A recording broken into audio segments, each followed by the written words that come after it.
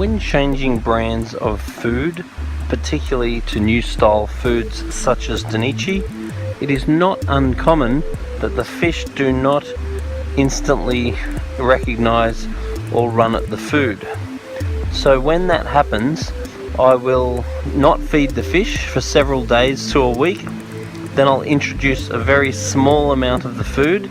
If that doesn't work, I will not feed the fish for several days to a week, and then mix the food in with something like bloodworm or brine shrimp or something they might find irresistible, or mix the food within whatever the previous food is that you used to feed, so it all sort of smells the same and makes the fish realize that it is actually a food.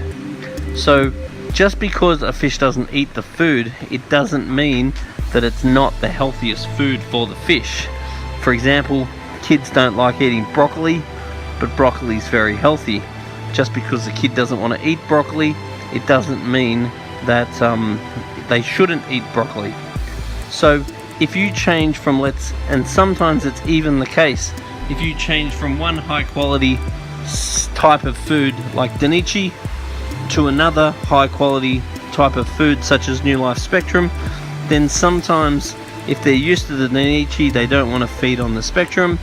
Then sometimes if they're used to the Spectrum, they don't want to feed on the Danichi.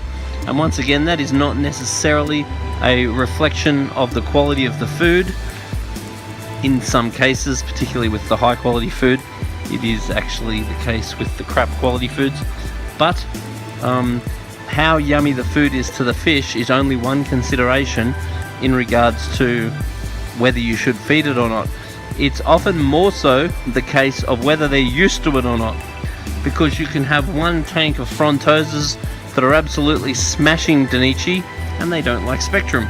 You can have another tank of frontoses that smash Spectrum and don't like Danichi, and so forth.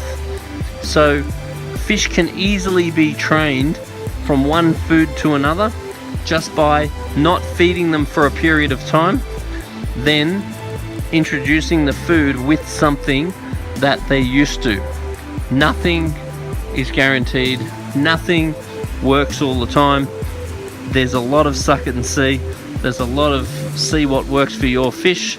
There's no one answer fits all, but what the aim needs to be is strive for the highest quality food that gets you the best quality results.